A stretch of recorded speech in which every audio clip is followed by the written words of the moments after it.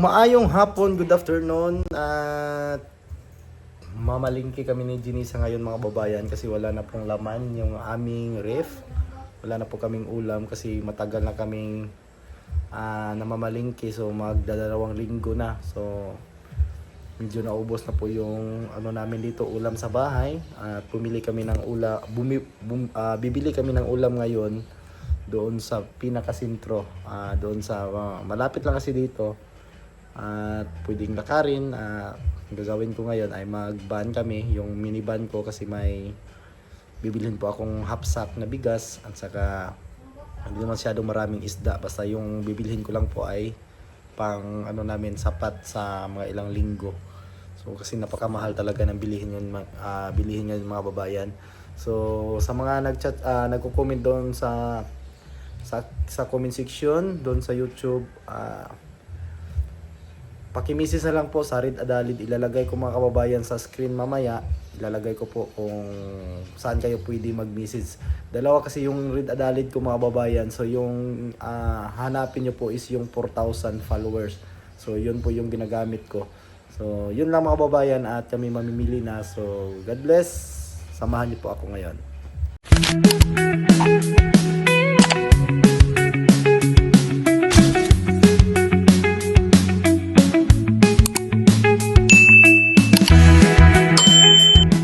Yan, at kakarating lang nila Jinisa galing sa paaralan.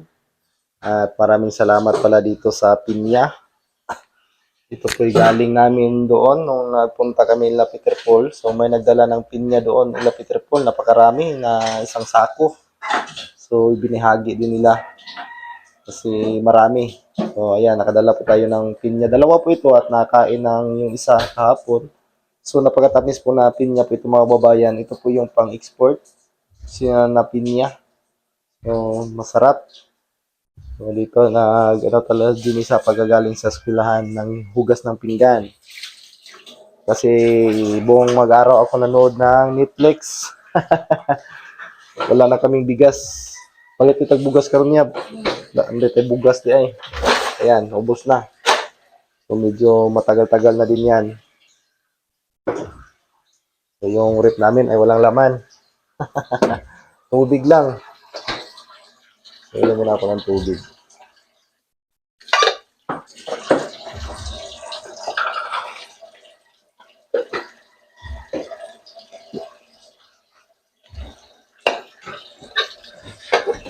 So, punta tayo dito sa labas.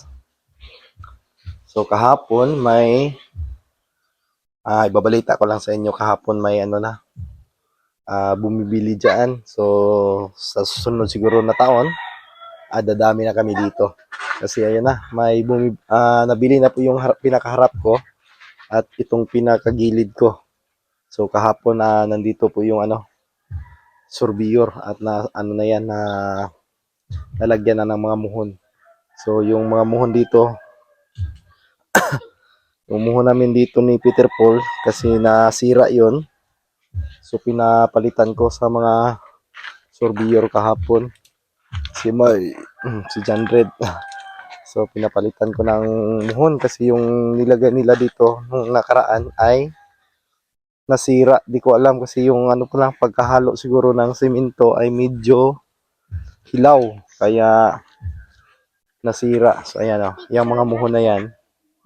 So, yan po yung may right of way kasi patungo doon. Kaya magkadikit yung dalawang muhon na yan.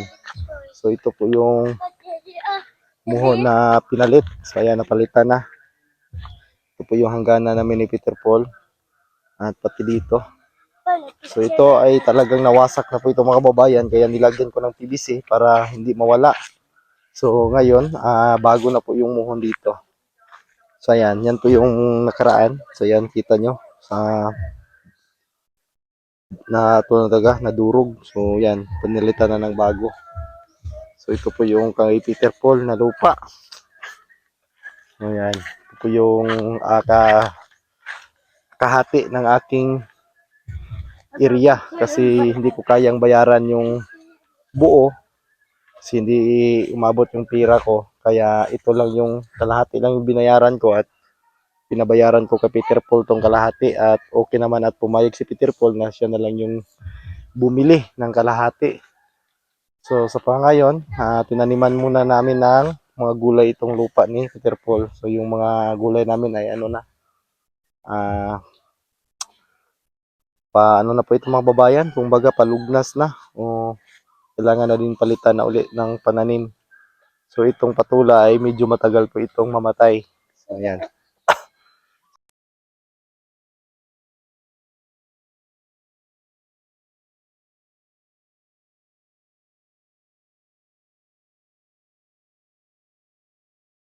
Mga sis, mga tay, mga sis, mga tay, nandito si Baby Team Panday.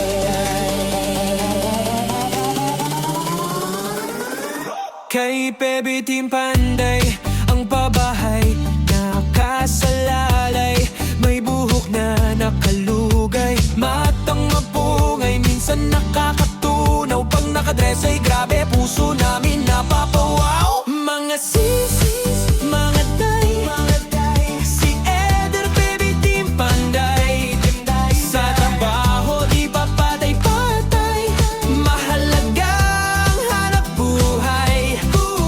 Mga sis, mga tay, si Baby Team Panday talagang idolo, pag siyang gumawa at trumabaho, kahit minsan pagod, okay lang may smile sa dulo. Mabilis kumilos, di pa dalos-dalos, di pwedeng sukat ay kapos, kundi lagot kay pugong niyang boss. Palaban din sa kalokohan, pag hinamon agad susunggaban, alang-alang sa pamilya at mapasaya ang masa. Mga sisi, mga tay, si Eder Baby Team Panday, sa trabaho di pa patay-patay, mahalagang hanap buhay. Salamat sa mga sponsor, natupad hiling sa Diyos at pabor. Munting tahanan ay natapos, kahit paano unti-unti nang nakaraon. Mga sisi, mga tay, ilugay ang buhok, sabay-sabay nang matuwa si Pugong Biyahero, at sa Baby Team kayo ay panalo. Mga sis, mga tay, ilugay ang buhok, sabay-sabay nang matuwa si Pugong Biyahero, at sa Baby Team kayo ay panalo.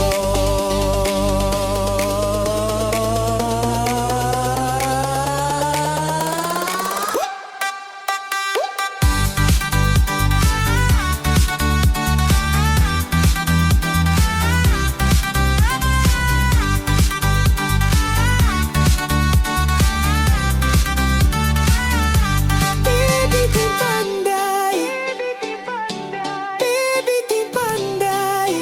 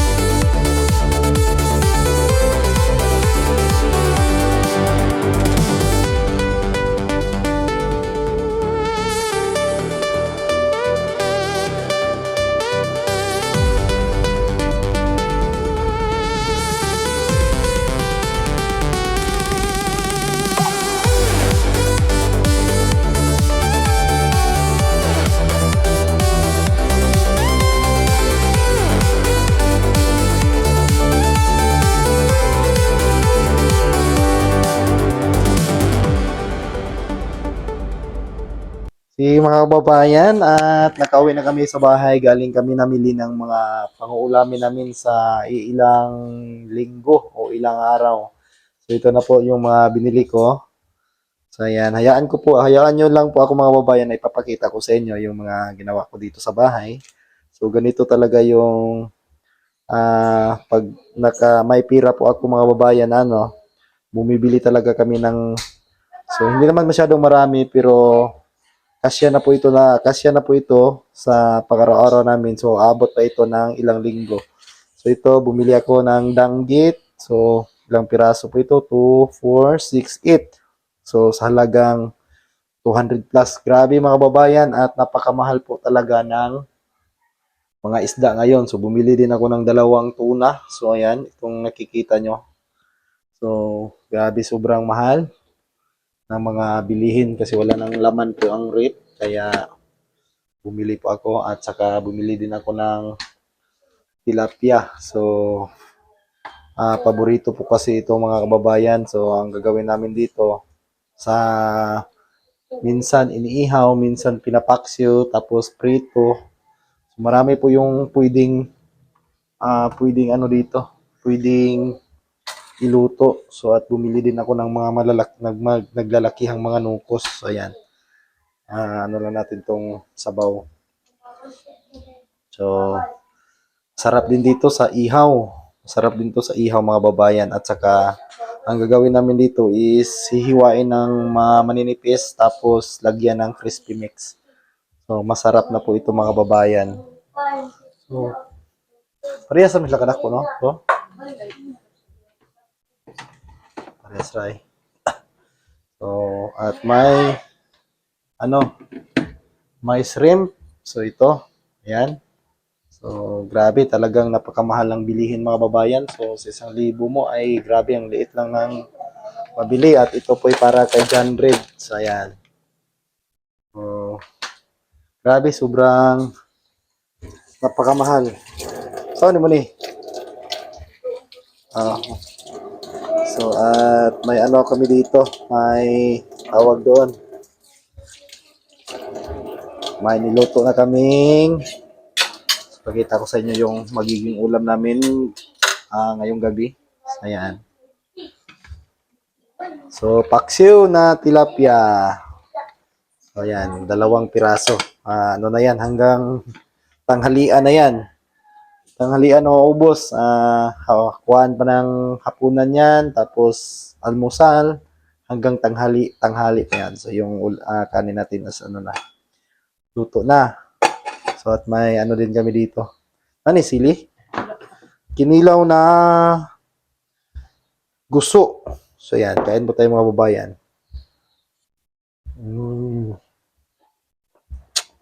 Grabe ang sarap.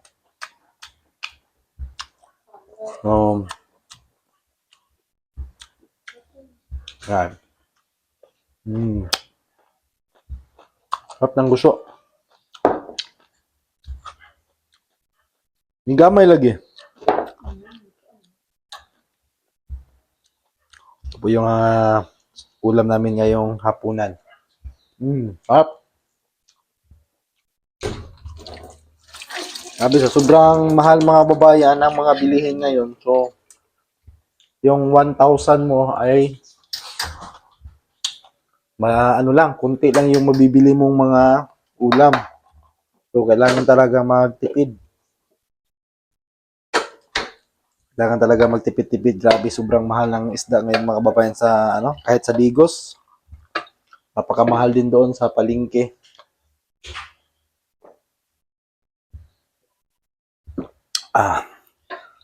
Kasi dito yung mga isda namin ay doon din galing sa Digos or sa mga bagsakan na malalapit dito.